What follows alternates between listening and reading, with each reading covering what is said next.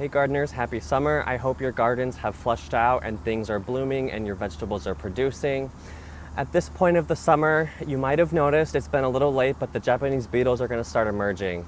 If you've never seen the beetle, which is great, your leaves will look very cobwebby and like they've been shredded. They're a very distinguishable beetle. They're very green and silvery color, golden, very shiny. You cannot miss them. They're awful. And so in order to prevent that, we have a few options here in the store for you to consider. The easiest one that I'd recommend are the sprays. This is great for trees and shrubs. You can attach it to your hose and just spray your tree or shrub down pretty fast and quickly. It's a good preventative and it keeps the beetles from munching on it.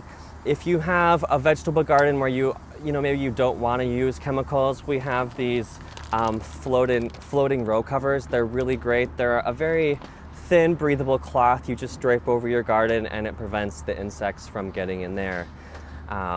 We do have a number of other products in the store, different brands. We even have Japanese beetle traps, which are great. Every product's going to have its pro and con, and we would love to explain that and hear more about your garden, and we'll figure out which product might be best suited for you.